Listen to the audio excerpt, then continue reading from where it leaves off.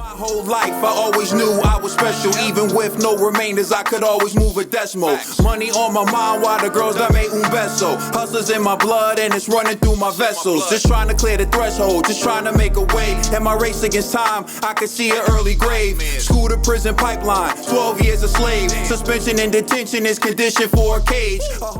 The next topic we're going to discuss on Boxing Bros is Tyson Fury does the face-off by himself. All right, let's take a look and we'll react to Tyson Fury doing the face-off by himself. Take a peek. In this video appears courtesy of BT Sport. Salute to BT Sport. All right, and should we do the face-to-face? That's fine. I'll just do it like this. Thank you, Tyson. I'll definitely win this stare down. Come on, Dylan. Get forward, mush.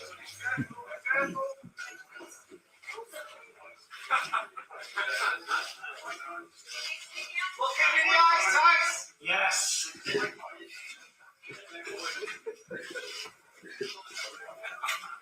To the front now.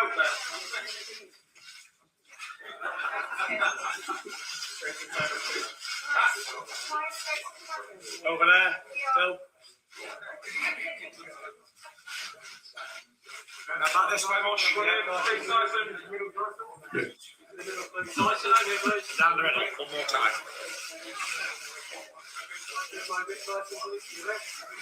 Frank, do you want to get in between the fighters?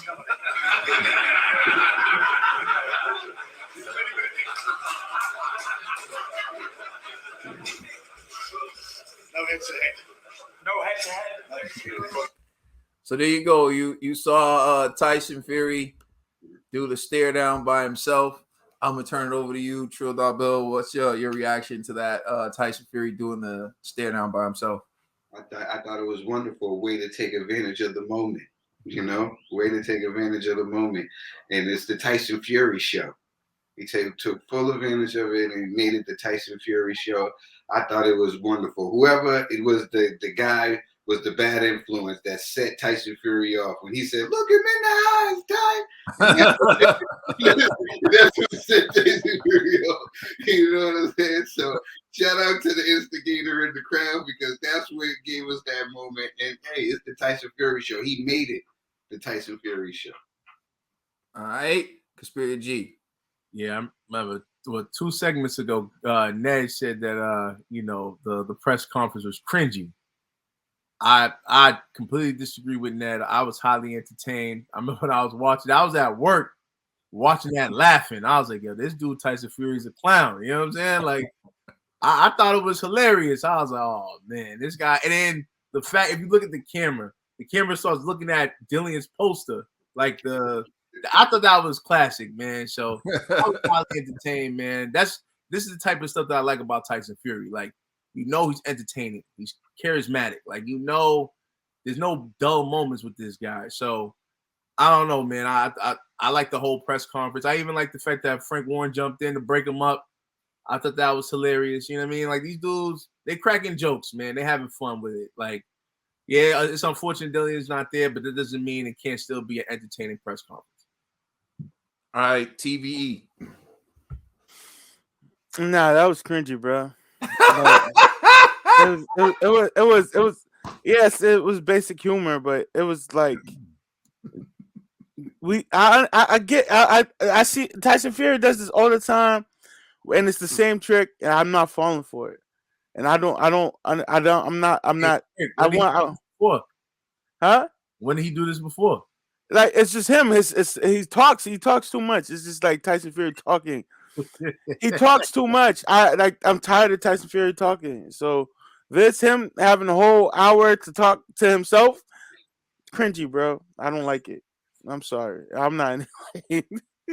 Hey, and that's your opinion, Ned, and you're entitled to your own opinion, and that's what makes this show so beautiful because this is Boxing Bros. When we give you our unbiased opinion on the greatest sport ever, boxing, our opinion might be different than yours. You know what I'm saying?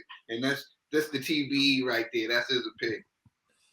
I mean, Fury was the only one who showed up. So exactly. By nature, he's going to be the only one who has a microphone to be able to talk. I recall Fury's first press conference with Deontay Wilder. There was some back and forth there. Even for the second fight for the trilogy, Wilder decided not to talk. It gave Fury more of the floor. I mean, that's not Fury's fault. At the end of the day, the press conference is to sell the fight. And so if Fury's sitting there not speaking and his other guy didn't show up, it's a short press conference. It doesn't necessarily sell the fight. So I have no problem with what Fury did. I think Fury did an excellent job of selling the fight as best he could without his dance partner being there. And part of what Floyd said about when he was fighting Conor McGregor, which I think broke the record for him and Manny Pacquiao. I'm not sure. I know it was really close, but it was great having someone else there who knew how to sell the fight. Because at the end of the day, that's what it's about. It's about selling the fight. And so he was grateful that Conor McGregor was there to help sell the fight. And you got Tyson Fury there selling the fight by himself. And I thought the face-off was a great touch because that's what we want to see. That's what people come to see. People want to see the face-off, and it's one of like the staples in the sport. I don't know why it's necessary. I always tell myself, why is this even necessary? Why is this? But I guess it's a chance for people to size up the two fighters, and so they like to see the face-off. And for him to make light of the face-off when Dillian White wasn't there, I think was a good move because one, he's not there. People want to see it, but it's a way to just lighten it up and make jokes. And Fury is charismatic, and so he uses it as a way to kind of get a laugh and to get the people into it. And like Trill said, when a guy's like, "Look him in the eyes, Fury," it's just like they're really into it. It's just a joking moment, but I think that actually helps sell the fight. So regardless of what anyone wants to say about the press conference, I believe that press conference helped sell the fight because it helped sell that, oh, there's bad blood. Dillian doesn't even want to be there. Fury doesn't care. Fury's still the man. Fury's still in his zone or whatever. So it did do what it needed to do to sell the fight. But I will say the downside to this is if Dillian thought him not showing up was going to hurt ticket sales, if he thought it was going to prove his importance to the fight, his presence, it did the exact opposite. And another thing I would like to point out is, because I see people saying like, oh, well, Fury didn't show up to the Klitschko, the rematch with the press conference for the rematch with Vladimir Klitschko. Let's not make this the same. Fury had already beaten Vladimir Klitschko, taken the belts, was the unified champion. At the time, he decided not to show up to the press conference. I'm not excusing him not showing up to the press conference, but what I'm saying to you is he was at the top of the mountain when he didn't show up. He was what you would consider the A side. Dillian White, what's the greatest title he's ever held? Was he even British Commonwealth champion, British champion? Yeah, that was his highest title, was the British. The British. Unless y'all are counting them interim WBC championships, whatever. But he's never been champion. So the biggest moment of your life you don't show up for, because Fury did that. That was the first fight with Klitschko. Fury accepted less money than Dillian White's making to fight him, and he still showed up to a press conference. So please understand parallels, and please understand when you're making comparisons, the comparison that you're making is not the same. You're arguing that he didn't show up to the press conference for a rematch with a guy he already beat and took the belts from. A lot of fighters aren't interested in a rematch after they beat someone, especially the way he beat Klitschko. It wasn't like it was a close fight. It wasn't like people were like, oh my God, it was like, yo, he won. It wasn't the most entertaining fight, but he won.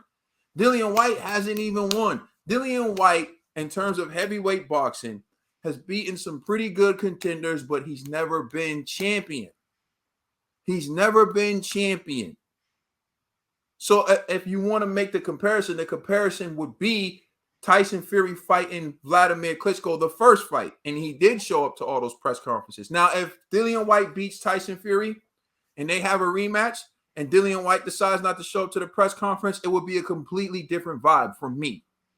It would be like, okay, White really isn't interested in a rematch. He already beat him. He feels like he's going to beat him again. White hasn't done that. So don't try to make it the same.